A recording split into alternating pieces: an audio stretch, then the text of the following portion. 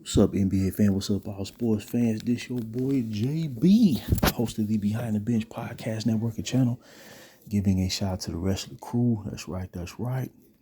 Everyone who's tuning in, thank you for supporting Behind the Bench. Subscribe to the channel. Help make this show the best that it can be. People, they are mad that the real 23 has returned back to the scene. They are mad that the real 23 has returned back to the scene, even if it's pre-recorded presentation. Because remember, he's not doing this live. It's pre-recorded. And it's all based off of one sit-down interview that spread it over, I guess, multiple NBA game telecasts. I'm going to tell you something. I never thought, this is 2025, year 2025. I never thought when the real 23, Michael Jordan, retired, well, really in 1998 with the Chicago Bulls, his second retirement. And see, there's a lot of misnomers that supporters of, and I hate to bring this up, man, but it is what it is. The only people that have friction and disdain for the real 23 return back to the NBA scene, even if it's under a limited capacity of supporters of the Hurricane. That's it.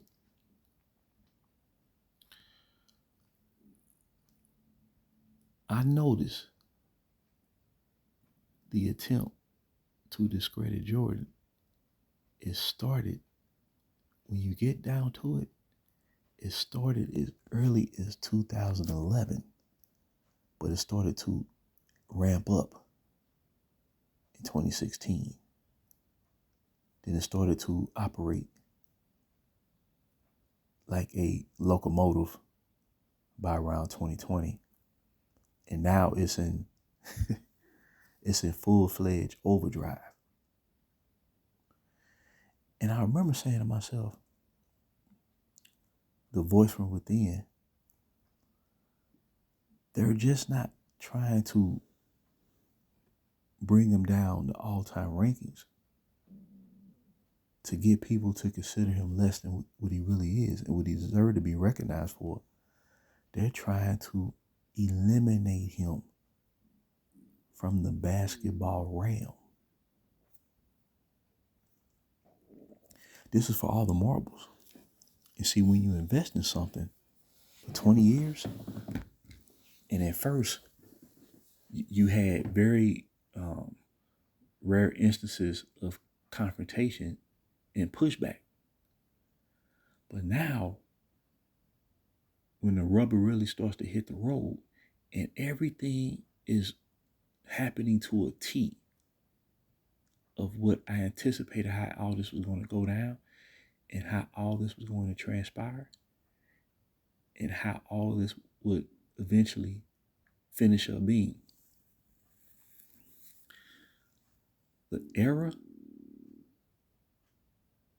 that they're trying to discredit, the golden era, the history of the golden era of this league is what's going to save the NBA and set the stage for the newfound stars to adopt, to apply, and to move this league forward. Because the super team era is stagnating that effort. It's sabotaging the league. And the super team era is going to be the part of NBA history that's going to be tagged with an asterisk. Watch how it go down. Watch how it go down. Now, as we know, past couple of days, there's been a lot of talk about what Michael Jordan said in his latest segment of his sit-down interview with Mike Lupica during the NBC telecast the other night, and they brought up the subject of load management. Now, supporters of the Hurricane are upset that this conversation is even being brought forth. And they're saying that Jordan attacked certain individuals, but when you go back and listen to what he's saying, he didn't attack anything. He don't have to. And so what they don't realize is, and I don't want to use the word have an open mind, but if you really are willing, this is really for the newfound NBA fan, the U generation. If you allow yourself to use your own volition and really allow yourself to listen to what's being said, what you're going to find is, number one, there's a division. Number two, you're going to ask yourself, why is there this conflict? And number three, eventually, if you set aside the dialogue that's being casted out there and pushed out there, you're going to come into the truth of the matter. And when you do that, you're going to find out how much you've been misled. You're going to find out how much you've been misled. That's what it's going to take. It's not going to take a person like myself. I can sit here and talk about the history of the game all day for what it is. But what it's going to take is for the newfound fan of the U generation that is gravitated to watching the NBA. What you're going to have to do is ask yourself, why is it this conflict? And then when you start seeing the resistance towards what's being said and authenticity with no angles, then you're going to start to ask questions. Then you're going to start to seek answers. And the truth is going to be there for you. And once you find out you've been misled, you're going to be one upset individual or one upset group of people. And then you're going to come to be very angry about what these talking heads have been spewing. And with the previous generations of NBA fans who are now deemed as being old heads, well, we've been trying to tell you the whole time. We never said the NBA was perfect back then. We never said that. We saw players, man, who didn't give full effort, but the difference was they wasn't elevated, or the past wasn't elevated to try to hype up such a player. That player was criticized for it, and eventually he didn't last long, and he found himself out the league. See, that's the thing. We never said perfection. What we said was there was a standard established over a period of decades that was carried on by those players in the 90s, that Michael Jordan was proved to be the cream of the crop. And what I mean the cream of the crop is, he understood to be viewed on that level, you couldn't take no shortcuts to greatness. He understood that. If you listen to what he said in the interview about, man, I want to play for that fan that's sitting at the top of the upper seats in the arena on the road, that means something. So what he's saying, even when you're playing in the enemy territory on the road, if you get full effort and you wind up beating that team, that fan is going to respect you no matter what. And they don't need no talking heads to persuade him to extend that respect. Look, when Michael Jordan beat the Lakers in 1991 in the finals, man, I was disappointed, man. I was feeling it. Or like Horace Grant used to say when they lost to the Pistons all the time, I still remember the pain.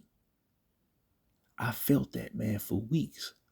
But at the end of the day, I knew Michael Jordan worked his tail off to reach the mountaintop. Therefore, you knew he raised the bar.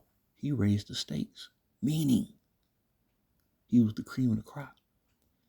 And if you dreamt about trying to beat him or to compete against him, you had to bring your A+ game with no shortcuts. Because he's going to sniff it out in a heartbeat, and the series would be over before it even starts. That's what he's saying. So what I'm getting at is, man, you got these talking heads, you got these supporters of the Hurricane saying when the subject of load management was brought up, now all of a sudden Michael Jordan is the king of load management because they say he quit twice on the Bulls. How you quit? But see, they don't be using logic. Check it out. Did John Elway quit on his team when he retired after winning back-to-back Super Bowls in 1998 and 1999? Did he quit? No, he retired on top and never played another down in the NFL. When the Denver Broncos was pleading for him to return back, he said, you know what? I have nothing else to prove. He went out on top. So in real terminology, right, when Jordan retired in 93, we weren't saying he quit. The Bulls didn't say he quit. Scottie Pippen didn't say he quit in real time. You know what everybody said? Michael Jordan went out on top because he had nothing to prove, because he beat everybody. And he led the Bulls to their third straight championship, which hadn't been done since the Boston Celtics of the 60s. He retired at the top of his game. Did Jim Brown quit when he retired at the top of his game at the age of, I believe he was 29 years old? He played like 9 seasons in the NFL, retired in his prime on the top of his game to pursue another career in acting. Did he quit? Did Barry Sanders quit when he was on the verge of breaking Walter Payton's all-time career rushing leader mark of 16,676 yards? Did Barry Sanders quit? It was crazy. I actually wanted to see him to pursue it. But you know what Barry Sanders said? I don't have to try to break that record because I know what I did and accomplished in my career, and I feel complete because he gave it his all. That's the key. He gave it his all. So when he retired, we didn't look at it as if he quit. We looked at it exactly how he explained it. So when Jordan retired in 1993, at that press conference, he said, I've proven everything as a basketball player. I've had an amazing career. And then he said, if I feel I have nothing to prove, I don't want to shortcut the game. I don't want to shortcut my team or my teammates. That's as true can get. And went to go attempt to play another sport. And I'm telling you, people, I watched Michael Jordan, especially doing this, not quite naturally. When he started playing baseball, most people thought it was a joke. I was like, damn, what he doing? What he doing? But you can see he was putting in the work. It wasn't like he was just, on occasion going out there swinging the bat. No, he was out there every day trying to become a Major League Baseball player. And his second year, people, when he got called up to the AAA team of the Chicago White Sox, I watched him. The man who hadn't played baseball in over 10 years, the man was hitting 255 and was driving in ribbies. I said to myself, this dude, he on the verge of becoming a Major League Baseball player. And his manager, Terry Francona, said if it wasn't for the strike, because Michael Jordan said he didn't want to cross the picket line and disrespect the players that has played this sport and spent all their years, trying to perfect their craft in baseball. He didn't want to disrespect the game like that. And then Major League Baseball canceled the rest of the season. If it wasn't for that, that man would have made the major leagues in 2 years. That would have been freaking off the charts. And as a result of the strike and Major League Baseball canceling the rest of the season, that's when he returned back to the NBA. So how can he quit on this team when he went out on top of his game? But they're mad because they know who he is. And they're trying to come up with every fallacy in the book to discredit him. But they know who he is. They know the standard that he established in his league. That's why they're still talking about him some 30 years after the fact, after he retired from the Bulls in 1998. That shows you his impact. So when he speaks of load management, he's speaking of it in the terms of, look, I didn't want to shortchange my teammates. I felt the obligation to play. You see what I'm saying? To where it ain't about the front office. It's not about the coach. It's not about his teammates. It's about him representing his franchise and representing the NBA and fans of the game. It's as simple as that.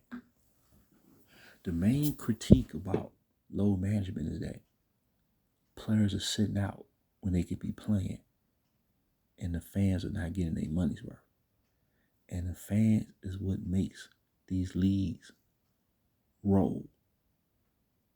They the one who pay the money for the tickets. They the one who pay the money, for these streams. Being able to, for the NBA to stream their games. Streaming platforms. The fans are making this possible. And that's what particularly the superstars of yesterday understood. And what's going to happen is the history is going to win out. And these young stars, and I have to give credit to one, Giannis Antetokounmpo, because after he was coming off his second straight MVP in 2020 and Defense Player of the Year, there was a major push, and they were trying to pressure him, the talking heads, to leave Milwaukee to form a super team with you-know-who. And Giannis set the tone for this decade when he said, no, I'm going to buck the trend, no pun intended. I'm going to stay in Milwaukee because they believed in me, they drafted me, my coaches believe in me, the front office believe in me, the fans believe in me. So I'm going to represent this city, and let's get ready to pursue a championship. That man set the tone for this decade. And I will always appreciate Giannis for doing that. And therefore, he is a luminary of this sport. And whether he wins another championship or not, he did something tremendous in leading the franchise to their first championship in 50 years. They can't take that away. So it's not about just crediting Jordan or giving all props to Jordan. These young stars, because of the example of Giannis in the heart of the super team era, chose to be a superstar and present himself as such and set the tone for this decade. He set the tone for the Nikola Jokic's. He set the tone for even the John Morants. He set the tone for the Anthony Edwards. He set the tone for the Jason Tatums, the Shea Gilgeous Alexanders. He set the tone that Victor Wembanyama and all these young stars enter the league of the past 2-3 years. So he deserves a tremendous amount of credit for that. But when it comes to Michael Jordan, he set the ultimate standard of competition. See, that's why I say it's not about eras. It's about what you did when you played in this league.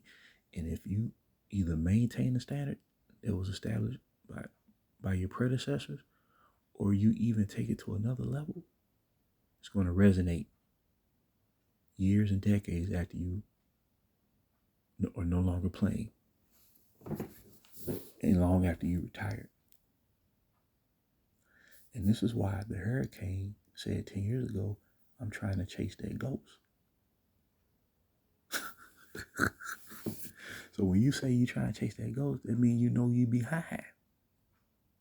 And after all these years, he's still behind. When it comes to the ultimate goal of winning, Jordan ain't got to come out there and say, I'm undefeated in the finals. He ain't got to say it. The record shows it. It resonates so much to where every finals he played in, he had a signature play, a signature moment. Every single one. So much so, Phil Jackson once said about Jordan, hey, in a Gatorade commercial, he made me a believer. See? So I just want to drop this video, man. They mad at Jordan. Now they saying he a quitter. He's the king of low management. But there's nothing in his career that would show you that he a quitter. Because if he was a quitter, when he returned back from that foot injury, he would have agreed to being placed under minute restriction as Bulls management was looking to be put in a position to draft the highest lottery pick going into that off season. But Jordan said, no, man, we about competing. I want to make the playoffs. And his position won out. His mentality is what shaped that franchise, not the front office. His mentality is what helped shape Scottie Pippen, as well as the Horace Grants of the world, the B.J. Armstrongs of the world. It was his mentality. That's why they had to make all them trades for him every year, make all them moves. When you break his career down, like I say, there is no comparison if you use logic. And I'm not even a fan of the Chicago Bulls, but I respect and uphold the history of this game. So the real 23 is back, and they all up in arms, and they going all out. Try to discredit them, but in the end, it's not going to work. They just beating a dead horse at this point, grasping for straws. But his legacy and impact on this game will resonate for God knows how long. And I believe what Jordan's going to do is solidify and remind people what it means to be a superstar. And these young players coming to the league is going to take a hold of that. And the super team era will be lost in the wind. That's what's going to happen. It's not a prediction. It's a factual reality. But like I said, I'm thrilled that Jordan is back, man. He ain't got to attack nobody. He ain't got to attack nobody.